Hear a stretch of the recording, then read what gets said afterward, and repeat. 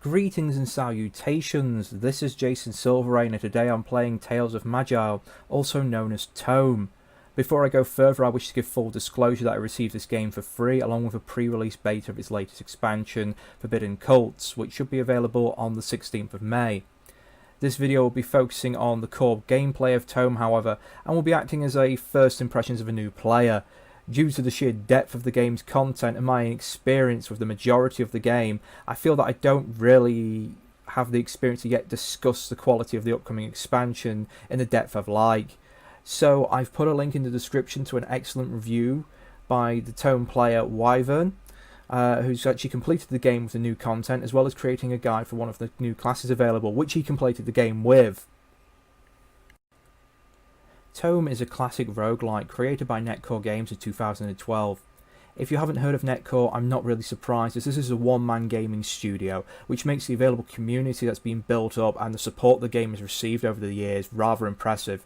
I believe it's an excellent example of how a beginning developer can create a sturdy platform which can be expanded into something greater, rather than churning out numerous small games. The game itself also doesn't fall into the trap of most roguelikes, and whilst it uses the very much old school classic systems and makes it quite relatable to Rogue and NetHack, it really builds upon those and gets rid of a lot of the pitfalls those games had. Tome is currently available for $4.99 with the two further expansions at $2.79 and $4.99 again respectively, and Forbidden Cults, upon its release when the exchange rate is applied, should put it once again in that £4 to £5 price range. Each expansion is themed and builds heavily upon the existing core game, adding new races and classes to play, extensive new areas to explore, and additional lore and quests to sort of build up the world, though much of the new content must be unlocked through gameplay, though there's nothing stopping you from wandering into the new areas, which is something that's quite nice but can be quite dangerous for low-level characters. The game also boasts Steam Workshop support, cards, and a massive 1,746 achievements, though more on those in just a moment. Before I go any further, I want to just focus on the main menu for a second, as this is the first thing you see when you come into the game.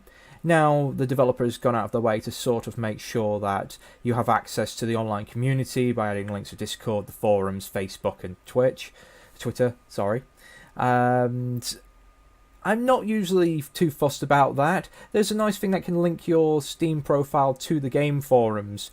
You sort of can do boasting about your character and upload like a character sheet of your character to go, I finished the game with this character, or this is my build, what can I do with it? And it's nice. I mean, I probably wouldn't use it personally, but I definitely can see why and how it will be used in the community. So I can't really say it's a bad thing.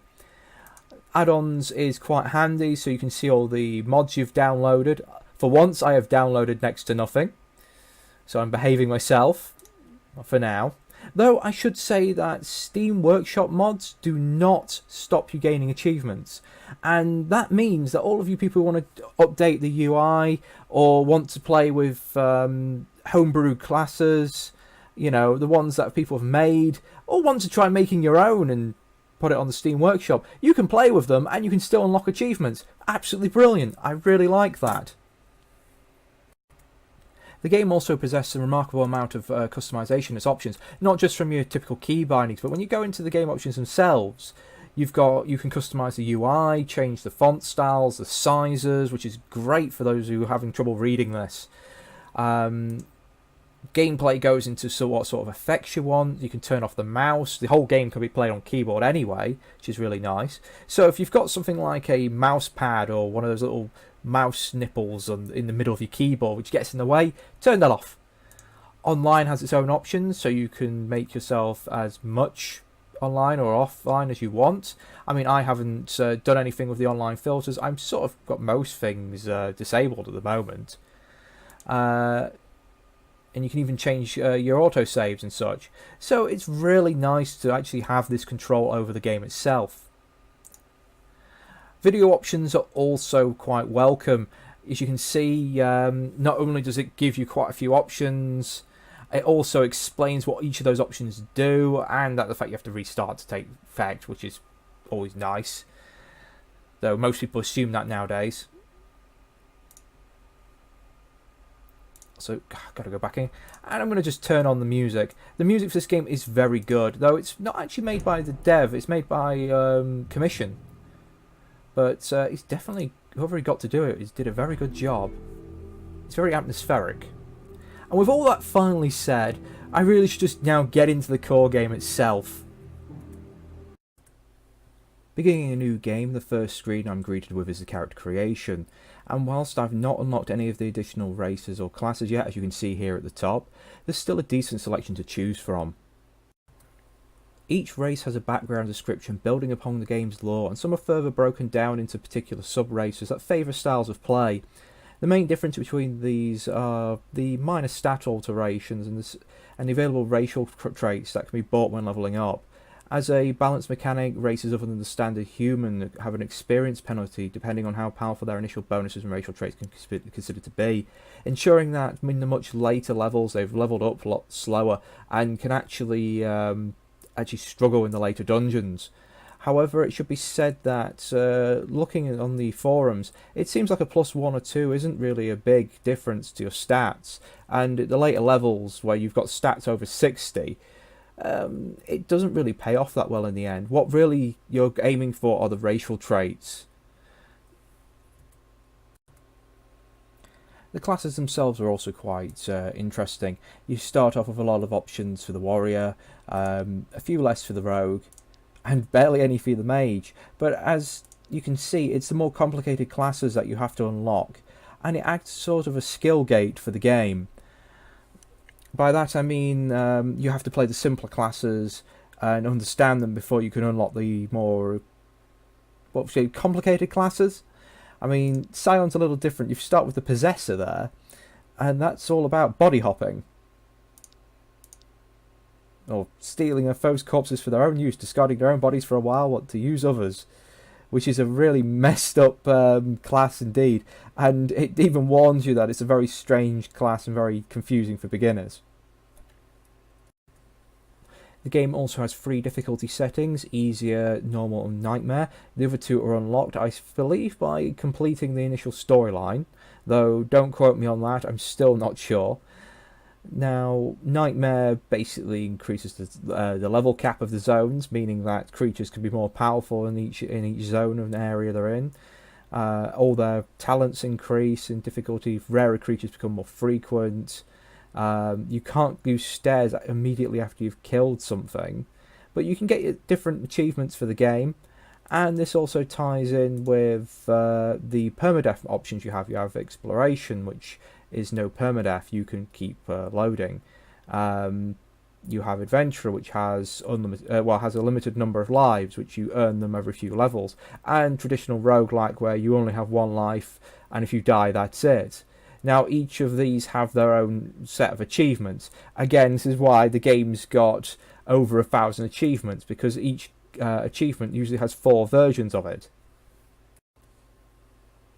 Each class has its own little, and race has its own little custom tile here, which changes with the equipment you have, but you can always choose one that's already in the game, or even make your own.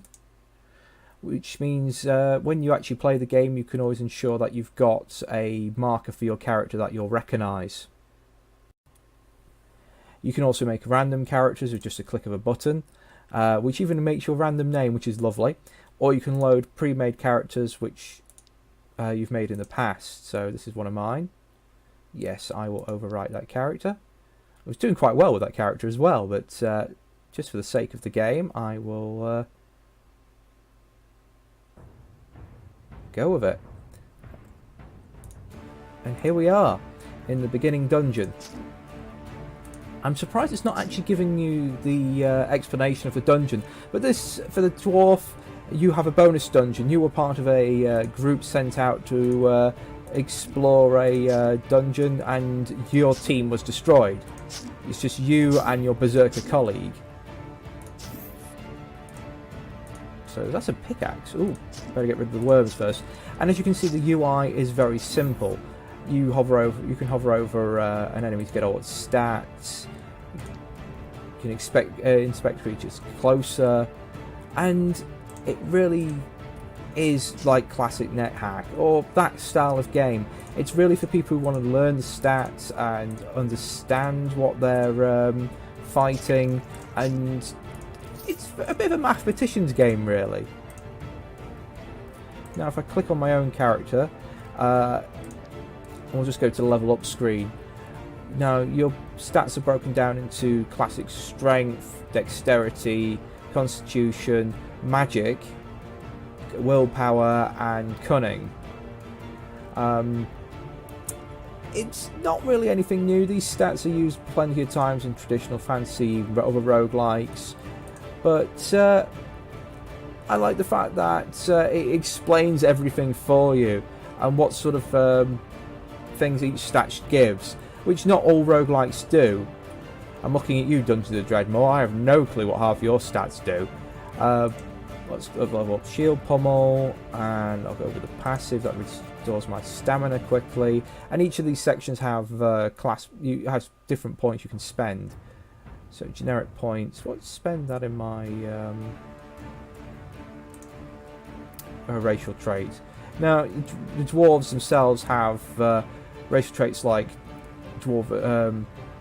resilience of the dwarves, sorry, and that makes you tougher, increases your armor, resistance to spells and things like that. And then you've got Stone Skin passive, which means every time you hit, you take your armor goes up, and thus you take less damage. And then Power is Money, increases mentals, physical and save spells depending on the amount of gold you possess, but you need thousands for that to really be of any use. And Stonewalking lets you teleport through stone walls, which is kind of unique. You also have Inscriptions, as you can see here. I've got 2 slots available, and Prodigies are kind of like your elite, most powerful abilities, and you only get 2. Okay, so I'll accept those changes. Now you start off with 2 infusions.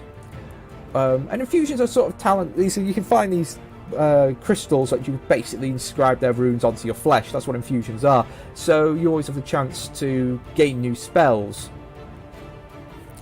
But you start off with 2 automatically. One is something that allows an infusion to cure yourself of 1 random physical state or ailment and reduces all the damage you take. The other one is a standard healing spell, or more regeneration than healing. But it does mean no matter what class you play, you've always got a healing option at the start. Meaning you won't just instantly die because you had a bit of bad luck and there was no way of healing. That said, you also heal over time. If I hold down the mouse here, I will just fly ahead. Ooh. But thankfully the game will not allow that if there are enemies nearby. You only ever move 1 square. Ooh, I'm ambushed by all these orcs. I'm going to swap with my buddy. Get my regeneration up, make myself tougher. I will shield pummel this guy. I will block to make it more difficult to get hit. And there we go, we've got our orcs dead. The game really does focus on more of a technical aspect rather than something like Dungeons of Dreadmore, where it's sort of more on what talents you have. This, as you get further into the game, you have to start like learning what sort of enemies you're up against and how to most efficiently equip your character. So it's very much for the old school style of rogue play, where you can't really just find random loot and hope for the best. You have to start planning on what sort of build you want for your character and equip accordingly. That's not bad though, it's very classic, and I can see it really appealing to quite a lot of gamers. However, because of the UI and I will say the lack of excitement, visual excitement in the game, I can see a lot of players being put off by this. I mean, even I can only play so much before I get a little fed up and I have to go, well, I'll come back a bit later. But the game can be done like that. You can pick up and play. You know, you can just come back to it later. With a very simple save system, there's no punishment for saving. Which is good. Ooh, get rid of you. I'll take that plate mail, thank you. Can I equip it? No, I don't have enough strength or the heavy armor training yet. I'm stuck on just chainmail. See, in my last playthrough, I'd already found a magic shield and actually got myself quite a few powerful magic items by sheer fluke. Oh, blinded by the Orc Archer. I may just be killed. No, I died! It's not afraid to kill you straight off the bat. What the heck's that? I've not died yet in the game, so this is new to me. Before you stand a humanoid shell filled with nothing. It seems to stare at you. I brought you here at the instant of your death. I am the Eidolon. You deem you worthy of my interest, I'll watch your future steps with interest. You may rest here, and when I'm ready, I'll send you back to the material plane. Do not abuse my help. I am not your servant. Someday I might just let you die. Thank you. I'm ready to go back. So that is how exploration works. Wow, that orc kicked my ass. And I say that's.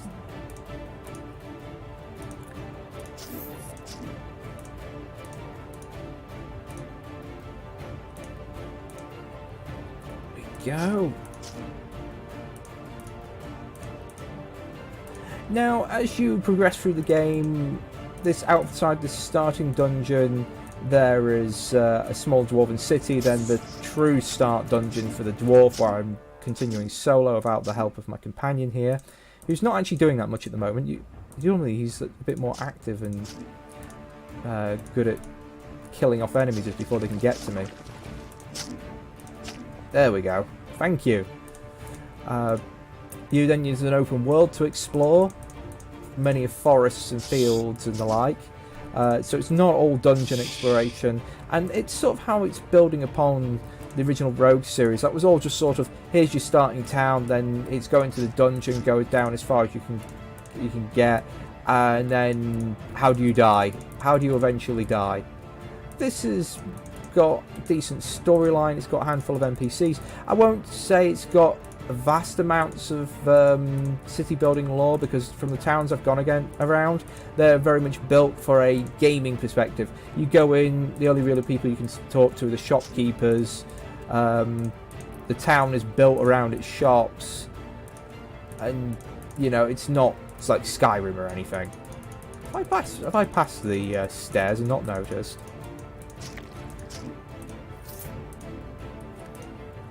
Not having much luck with the loot either. So there is a bit of RNG element there. As I say, last time I'd already come across quite a lot of magical weaponry and armour that was... Oh. Someone's attacking me and I can't see. Human cut purse, not encountered one of you before. And another level up.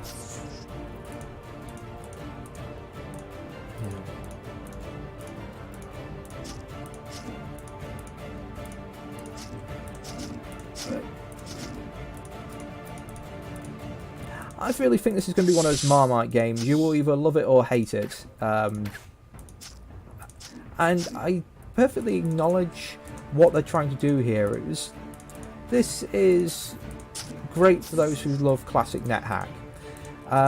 For someone who wants something a bit more visual and a casual roguelike, I'd recommend Dungeons of Dreadmore. It's a little easier and a little bit more forgiving to a new player. This tries to teach people how to play, but I wouldn't say fails at it. I just think there's a lot to take in. The tutorial is relatively decent. Ooh.